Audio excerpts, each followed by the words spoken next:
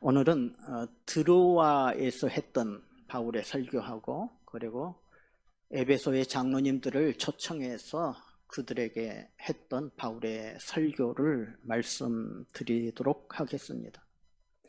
바울은 전도 여행을 참 많이 다녔습니다. 전도 여행을 다니는 도중에는 당연히 전도 설교를 했습니다. 전도 설교는 하나님에 대해서 그리고 예수님에 대해서 그리고 구원에 대해서 말하는 것이 바로 전도 설교입니다. 예수 믿고 구원받아라. 여러분, 이것이 바로 전도 설교입니다. 예수 믿어야 산다. 이것이 전도 설교입니다. 이 전도 설교는 여러분 길지 않아도 됩니다. 여러분들도 얼마든지 전도 설교를 할 수 있습니다. 예수 믿으라. 이것이 바로 전도 설교예요. 한국에서 그 정류장이나 지하철역에 보면은 예수 천당, 불신 지옥 이렇게 외치는 사람 있잖아요. 그게 다 전도 설교하는 것입니다. 바울의 대표적인 전도 설교는 지난 주일에 말씀드렸던 그 우상의 도시 아테네에 가서 했던 철학자들과 같이 했던 그 설교가 바로 대표적인 전도 설교입니다. 하나님에 대해서 설명하고 그리고 하나님이 예수 그리스도를 우리에게 보내주셨다. 그 예수님이 십자가에 죽으시고 부활하셔서 우리를 다시 살리셨다. 그래서 예수 믿으면 구원받는다 하는 것입니다. 이 설교, 바울이 했던 대표적인 전도 설교, 아테네에서 철학자들에게 했던 설교가 사도행전 17장에 아주 자세하게 기록되어 나옵니다. 바울이 전도여행을 3번 다녔는데 첫 번째와 두 번째 다닐 때는 주로 이런 전도 설교를 했습니다. 그래서 예수 믿으라 이렇게 강조를 했었죠. 그리고 3번째 전도여행 때는 1차와 2차에 다녔던 지역을 다시 다니면서 그곳에 교회가 세워진 교회 교인들에게 설교를 하는 것입니다.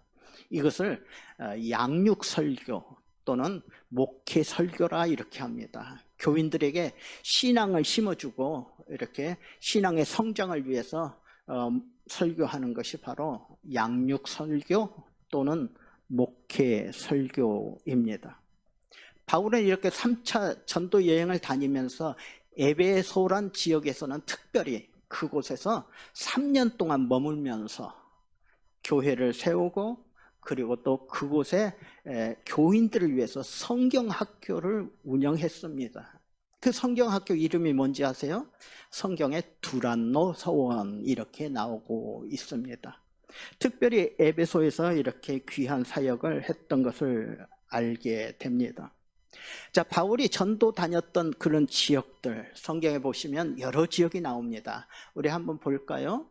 갈라디아 지방, 소아시아 지역, 마게도니아, 헬라 지역, 아가야, 베레야, 구브로, 살라미, 바보, 비시디 안디옥, 이고니온, 루스드라, 도베, 빌립보, 데살로니가, 아덴, 고린도, 에베소. 자, 이 지역이 여러분 어딘지는 잘 모르실 수도 있어요. 뭐 중요한 거 아닙니다. 뭐 시험 문제 나오는 건 아닙니다. 그렇지만 바울은 이렇게 넓은 지역들을 다니면서 전도했다 하는 것은 우리가 분명히 아셨으면 좋겠습니다. 2000년 전에 바울은 비행기도 없고 기차도 없던 시대에 이렇게 많은 지역들을 전도를 했습니다. 그리고 바울은 더 먼 지역을 가기를 원했습니다. 더 많은 지역을 가기를 원했습니다. 그래서 당시 최고의 나라, 최고의 도시라고 하는 로마에 가기를 원했습니다. 그리고 그 당시 세계 끝이라고 불렸던 스페인에도 가보기를 원했습니다. 그래서 하나님께 기도했습니다. 하나님, 로마에 가게 해주십시오. 스페인에 가게 해주십시오. 그리고 바울은 결정합니다. 예루살렘으로 갔다가 로마로 가야겠다 하고 이제 예루살렘으로 가는 길입니다. 그 내용이 사도행전 20장에 나오는데 예루살렘으로 가던 길에 이 드로아란 곳에서 설교를 했고요. 그리고 밀레도란 곳에서 에베소 장로님들 초청해서 설교했다 하는 내용이 바로 사도행전 20장에 나오고 있다 하는 거예요. 자, 우리가 오늘 본문 말씀은 사도행전 20장 6절을 먼저 한번 읽어볼까요? 다시 읽어봅니다. 우리는 무교절 후에 빌립보에서 배로 떠나 닷새 만에 드로아에 있는 그들에게 가서 이레를 머무니라. 이제 예루살렘으로 가는 길에 빌립보에서 나와서 배를 타고 드로아라는 도시에 도착을 했습니다. 그리고 그곳에서 일주일을 머물렀다라고 나오는 거예요. 여러분, 빌립보가 어딘지, 드로아가 어딘지, 예루살렘이 어딘지 한번 지도를 보시면 아실 수 있습니다. 저 그리스 지역, 트루키예 지역, 그리고 밑으로 중동 예루살렘 나오죠. 가이사랴. 이 지도는 지금 빨간 줄로 표시되어 있는데 바울이 3차 전도 여행을 다녔던 그 지역을 표시해 주고 있습니다. 자, 이렇게 예루살렘에 가는 길에 드로아란 도시에 머물게 됐다 하는 거야. 그리고 다음 7절, 9절을 보시면 이런 말씀이 나옵니다. 같이 읽어볼까요? 그 주간의 첫날에 우리가 떡을 때려 하여 모였더니 바울이 이튿날 떠나고자 하여 그들에게 강론할세 말을 밤중까지 계속하매. 말을 계속했다는 것이 설교를 계속했다는 겁니다. 드로아에 있으면서 일주일 머물면서 이제 주일이 됐습니다. 그래서 주일 예배를 드리는 겁니다. 이때 바울이 왔다 하는 소리를 듣고 많은 사람들이 모였습니다. 그리고 바울은 다음 날 또 떠나야 되기 때문에 늦게까지 설교했다라고 나오는 거예요. 설교를 얼마나 오래 했는지 밤중까지 계속했다 나옵니다. 또 9절에 보시면은 바울이 강론을 하기를 더 오래 하며 설교를 오래 하더니 11절에도 곧 날이 새기까지 이야기하고 저녁에 시작했던 설교를 언제까지? 다음날 날이 셀 때까지 했다 하는 거예요. 혹시 아멘 하실 분 계십니까? 나는 설교 오래 하는 것이 좋다 하시는 분은 아멘 하셔도 좋습니다. 혹시 여러분의 생각에는 이 설교를 오래 하면 좋겠습니까? 아니면 짧으면 좋겠습니까? 바울이 설교를 길게 오래 하니까요, 여러분, 유두고란 청년이 창문에 걸쳐 앉아 예배드리다가 졸면서 떨어져 죽었습니다. 9절 말씀에 그 내용이 나옵니다. 한번 읽어볼까요? 유두고라 하는 청년이 창에 걸터 앉아 있다가 깊이 졸더니 바울이 강론하기를 더 오래 하며 졸음을 이기지 못하여 3층에서 떨어지거늘 일으켜보니 죽었는지라. 바울이 설교를 오래 하니까 졸다가 떨어져 죽었습니다.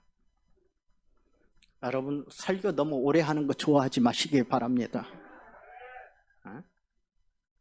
설교는 짧아도요, 그 한 구절 가지고 내가 변화받는 것이 더 중요하다 하는 겁니다.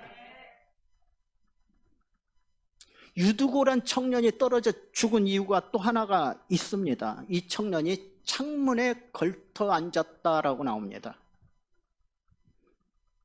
창문에 걸터 앉았던 것은 안쪽도 보고 바깥쪽도 볼 수 있다 하는 겁니다.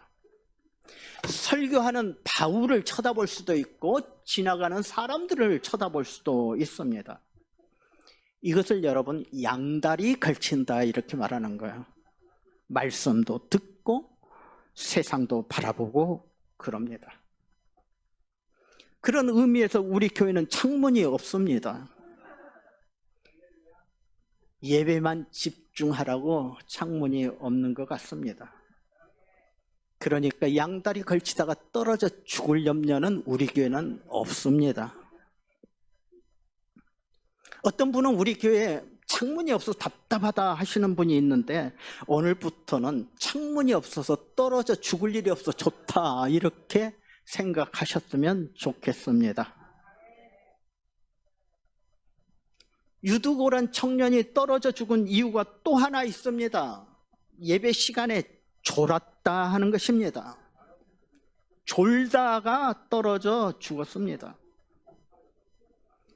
예배 시간에 조는 것, 제가 젊을 때에는 조시는 분들 보면 왜 조시나 그렇게 생각했는데 이제는 그런 말 안 하려고 합니다. 이민 생활 하시는 분들 다 피곤하고 힘듭니다. 그래서 얼마든지 졸 수 있습니다. 그래서 여러분 피곤하시면 조시기 바랍니다. 혹시 조시다가 죽으셔도 하나님이 다시 살려주실 줄로 믿습니다. 유두고란 청년이 이렇게 창문에 앉아서 졸다가 떨어져 죽었는데 하나님께서 다시 살려주셨습니다. 이렇게 바울이 드로아란 도시에서 이제 설교를 마치고 다시 예루살렘으로 돌아가고 있습니다. 그 내용이 16절, 17절에 나오고 있습니다. 우리 같이 읽어볼까요? 바울이 아시아에서 지체하지 않기 위하여 에베소를 지나 배 타고 가기로 작정하였으니 이는 될 수 있는 대로 오순절 안에 예루살렘에 이르려고 급히 가미르라.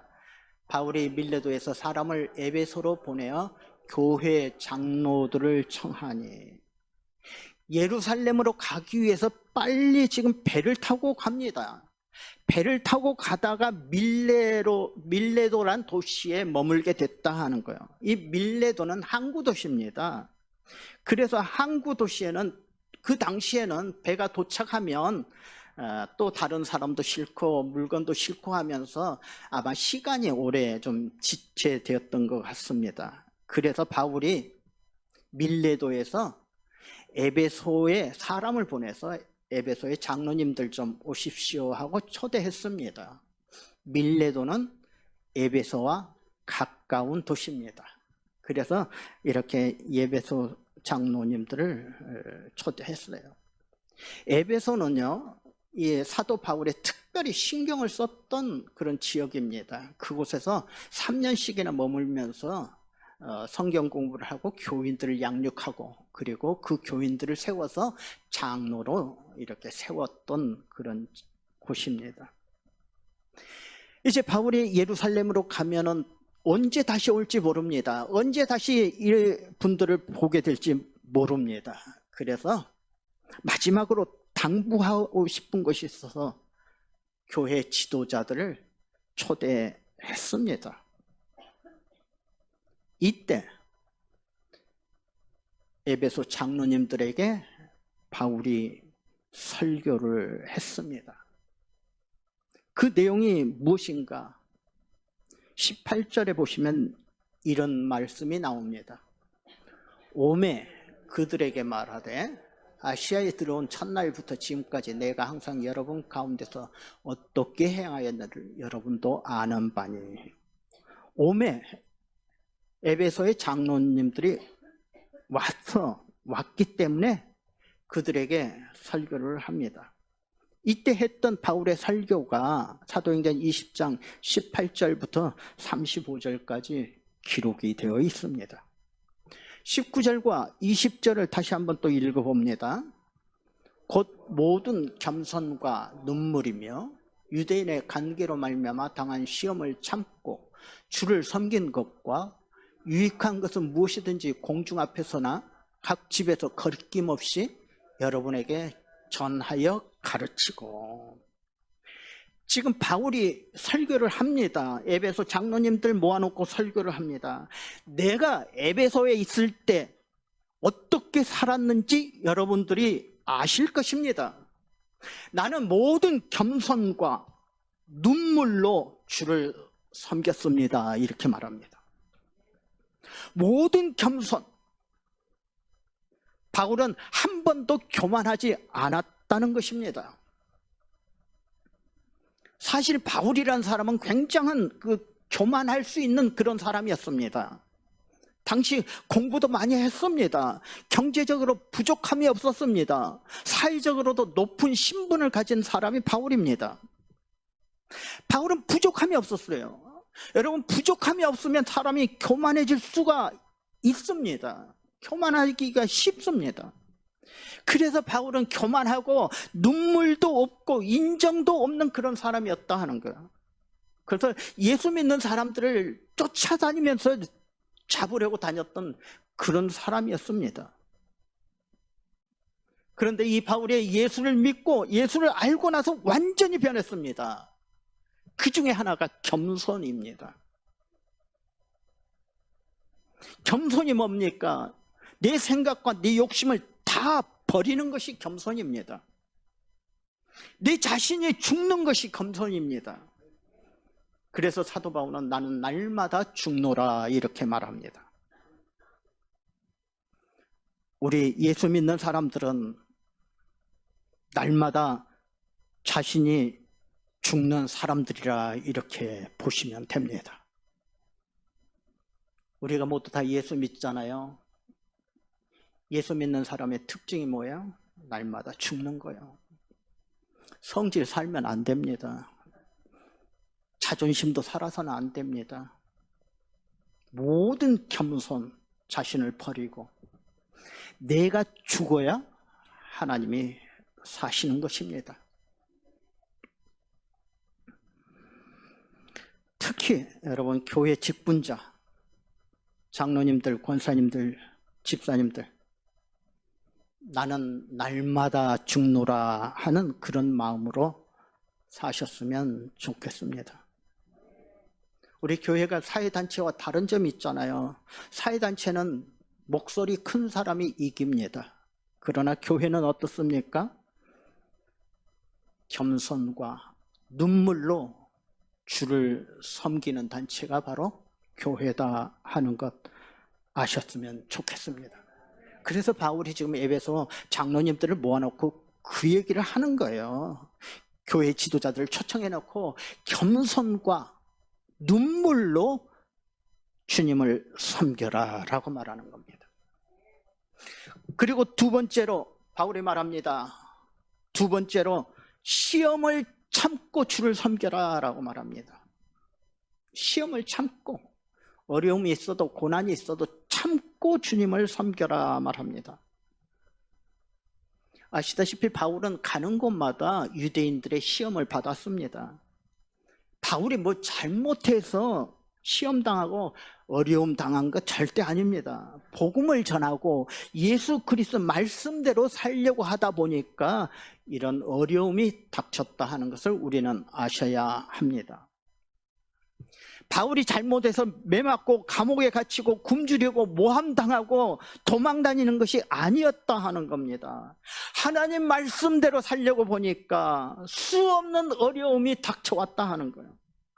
그러나 이 모든 어려움과 시험을 이겨내고 주님을 섬겼다라고 말합니다. 이렇게 장로님 앞에서 얘기하는 것은 너희들도 그렇게 하라 하는 그런 의미가 있다는 걸 우리는 아셔야 합니다. 바울이 이렇게 참고 주를 섬겼기 때문에 너희들도 그렇게 참고 인내하고 주님을 섬기십시오 라고 말합니다. 여러분, 우리가 주님을 섬긴다는 것이 쉬운 일입니까? 쉬운 일이 아닐 것입니다. 완전히 변화되고 새 사람 된 사람은 쉽습니다. 그냥 그대로 살면 되는데 이게 다 변화되지 않고 아직 죽이지 못한 사람들은 어때요? 주님의 말씀대로 살기가 참 힘듭니다. 그래서 여러분, 인내하지 못하고 참지 못하는 사람들 보면은 이게 덜 변화된 사람이라 보시면 됩니다. 덜 변화된 사람, 참을성이 없어요. 그러나 바울은 에베소 장로님들에게 부탁하는 겁니다. 참고 인내하고 주님만 섬기는 분들이 되십시오 라고 말합니다. 세 번째, 바울이 강조하는 것이 있습니다. 하나님에 대한 회개와 우리 주 예수 그리스도께 대한 믿음으로 살라라고 말합니다. 21절에 나옵니다. 같이 읽어봅니다. 유대인과 헬라인에게 하나님께 대한 회개와 우리 주 예수 그리스도께 대한 믿음을 증언한 것이라. 여러분, 우리가 예수 믿으면서 참 중요하다 생각하는 것이 있는데 그 중요한 것이 뭔지 아십니까? 우리 예수 믿는 사람에게 중요한 것은 여러분 회개와 믿음이라는 걸 아시면 좋겠습니다. 회개하는 것 그리고 믿음, 이것이 바로 복음의 핵심이다 하는 거 아셔야 돼요. 복음의 핵심이 뭐라고요? 회개하는 것과 믿음입니다. 그런데 그 회개가 뭐고 믿음이 뭐냐? 회개가 뭡니까? 회개는 하나님께 대한 회개라 나옵니다. 하나님께 대한 회개가 뭐냐? 회개는 단순히 여러분 미안해, 잘못했어, 다시는 안 할게, 이 정도가 아니라는 말입니다. 회개한다는 것은 하나님께 대해서 하나님, 지금까지는 내가 내 마음대로 살았습니다. 내 고집대로 살았습니다. 내 자존심을 내세우며 살았습니다. 내가 하나님 말씀대로 살지 못했습니다. 이렇게 하나님에 대한 나의 죄에 대한 고백이 있고 그 다음에 변화가 있고 그리고 하나님 앞으로 나아가는 것이 바로 회개인 줄로 믿습니다. 이것이 하나님께 대한 회개예요. 미안해, 잘못했어, 안 그럴게, 그리고 나는 변화받았다, 용서받았다, 이게 아니고요. 하나님께 대해서 진실하게 자기의 잘못을 뉘우치고 자기가 있던 그 어두움에서 벗어나 하나님을 향하는 것이 바로 하나님께 대한 회개라는 걸 아셨으면 좋겠습니다. 여러분, 이런 하나님께 대한 회개가 있을 때 그 다음에 우리에게 오는 것이 믿음이다 하는 겁니다. 이런 회개 후에 왜 예수께서 나를 위해서 죽으셨는지, 왜 예수께서 십자가에 달리셨는지, 왜 예수님이 부활하셨는지, 그리고 나를 살려주셨는지 그 다음에 이제 우리가 알게 되는 거예요. 그래서 예수 믿으면서 가장 중요한 것은 뭐예요? 회개입니다. 회개도 하나님께 대한 회개가 있은 다음, 그리고 우리가 그 마음속에 예수 그리스도를 모실 때 우리에게는 우리 주 예수 그리스도께 대한 믿음이 생기는 거예요. 여러분, 그냥 회개, 믿음 이렇게 지금까지 생각하셨다면 앞으로는 이 회개는 하나님께 대한 회개다, 믿음은 우리 주 예수 그리스도에 대한 믿음이다 하는 것을 분명히 마음속에 아셨으면 좋겠습니다. 회개 다음에 주 예수 그리스도에 대한 믿음이 우리에게 오는 거예요. 가끔 보면은요, 교인들 중에서 나는 예수를 믿는데 왜 믿음이 적을까 하는 분들 있습니다. 어떤 분은 나한테 믿음이 있는지 없는지 잘 긴가민가 하시는 분도 있어요. 이런 분들은 뭐예요? 분명한 회개가 없기 때문이라 이렇게 신학적으로는 말할 수 있습니다. 하나님께 대한 회개가 없다 보니까 그 마음에 믿음이 자리하지 못하고 있다 하는 거예요. 그래서 여러분, 이 겸손이란 게 뭡니까? 완전히 자신이 죽는 것이 겸손이듯이 회개도요, 여러분, 완전히 내 자신에서 돌아서는 겁니다. 내 자신에서 돌아서서 하나님께로 향하는 것이 바로 회개예요. 세상도 즐기고 하나님도 즐기고, 이거는 뭐예요? 완전한 회개라 이렇게 보는 것이 아닙니다. 믿음이 없는지 있는지 모르시는 분들은 대부분 세상도 즐기고 하나님 말씀도 즐기고, 이게 잘 안 되잖아요. 이게 온전히 하나님께 대한 회개가 아니라는 것 아셔야 됩니다. 너무 심각하신 것 같아.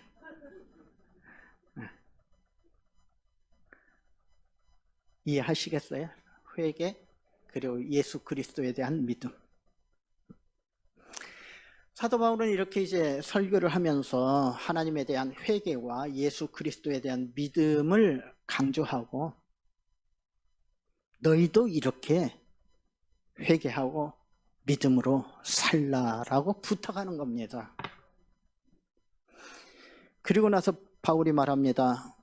여러분, 다시는 여러분의 얼굴을 보지 못할 것입니다. 내가 예루살렘으로 가면 그곳에서 무슨 일이 일어날지 알 수가 없습니다.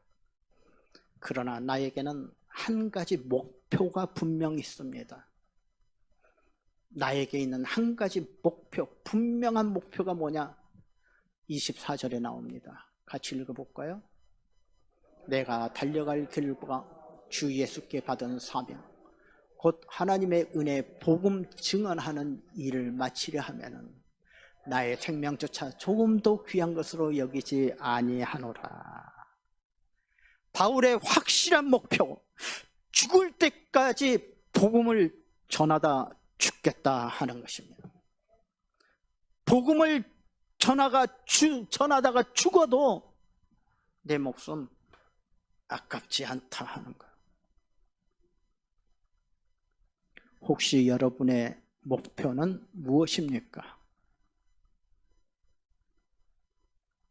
죽을 때까지 복음 전하다 죽겠습니다 하는 목표가 있으십니까? 조용. 할 말이 없어요.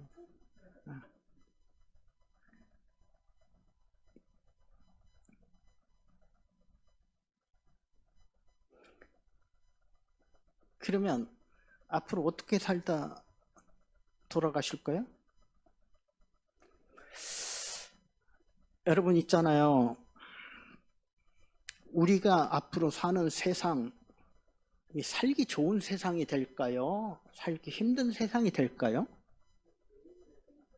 여러분 생각이 어때요? 앞으로 세상이 좋을까요? 나쁠까요?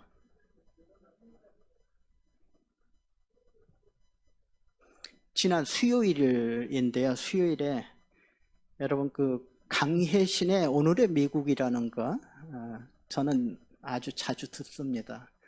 참 좋은 그런 미국 정보들을 우리에게 알려주는데 지난 수요일에 무슨 그 미국의 경제 지표가 좀 좋았었나 봐요.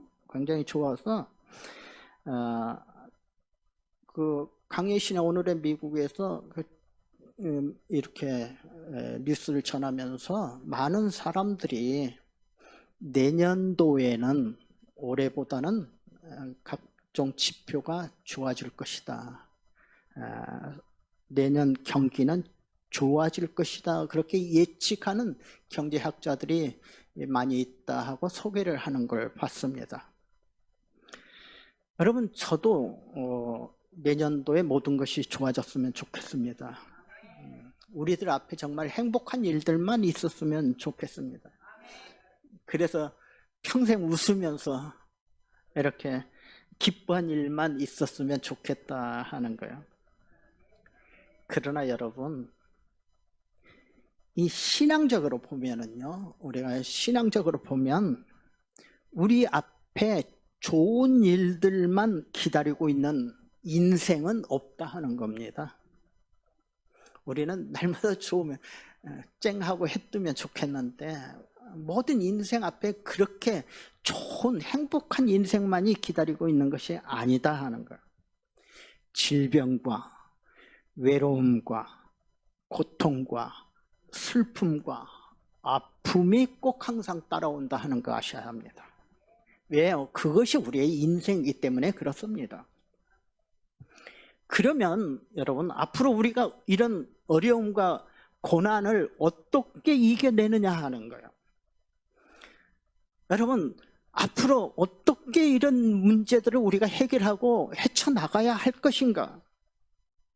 힘들고 어려운 날이 분명히 올 텐데 여러분은 어떻게 이겨내시겠느냐 하는 겁니다. 저는 여기에 대한 해답이 어려운 일이 있을 때, 힘든 일이 있을 때 우리는 믿음으로, 신앙으로 이겨내야 한다라고 말씀드리고 싶습니다. 신앙으로, 믿음으로 하나님을 의지하시면서 사명을 감당하시면서 이겨낼 수 있다 하는 거예요.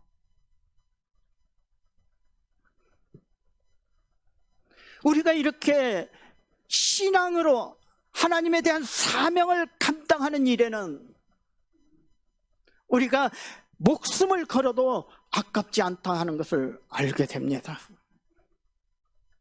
여러분도 이런 마음으로 사셨으면 좋겠습니다. 어렵고 힘들 때 우리가 더 믿음으로 살면서 하나님께서 우리에게 주신 사명을 감당하다 보면 그런 어려움도 힘든 일도 다 이겨내게 될 줄로 믿습니다. 이것이 우리의 신앙과 믿음이다 하는 거야. 오늘 사도 바울은 에베소 교회 지도자들에게 말합니다. 28절입니다. 성령이 그들 가운데 여러분을 감독자로 삼고 하나님이 자기 피로 사신 교회를 보살피게 하셨느니라. 한번 다시 읽어봐요. 보살피게 하셨느니라. 뭐예요? 여러분이 교회의 직분자가 된 것은 하나님의 피로 세워주신 교회를 보살피게 하려는 사명이 있다라고 말하는 겁니다. 제가 한번 다시 할 때 아멘 좀 하시면은 그나마 직분자로서 여러분이 교회의 직분자가 된 것은 하나님의 피로 세워주신 교회를 보살펴라고 하는 사명이 있는 줄로 믿습니다.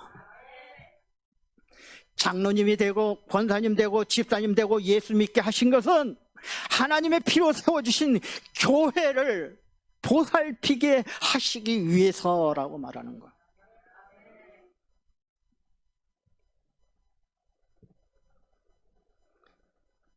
우리는 교회를 보살피기 위해서 목사가 되고 장로가 되고 집사가 되었다는 사실을 아셔야 합니다.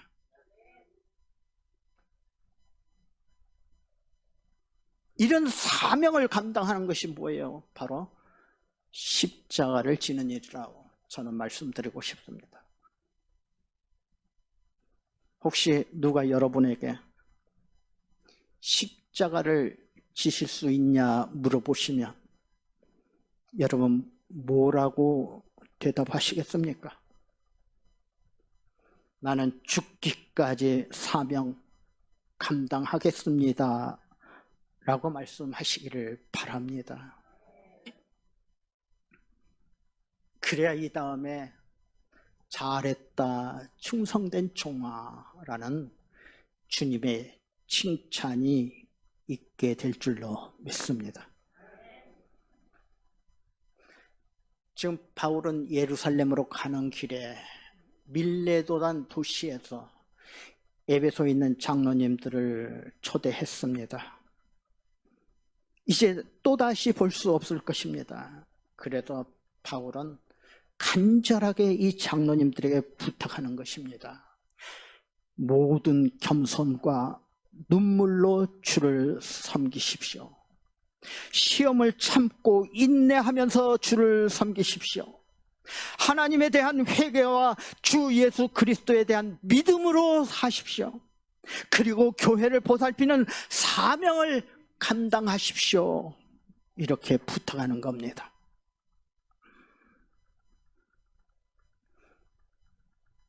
저도 여러분도 바울이 에베소 장로님들에게 부탁했던 그 간절한 그 마음이 오늘 바울의 설교를 통해서 저와 여러분에게도 그대로 전달이 되셨으면 좋겠습니다.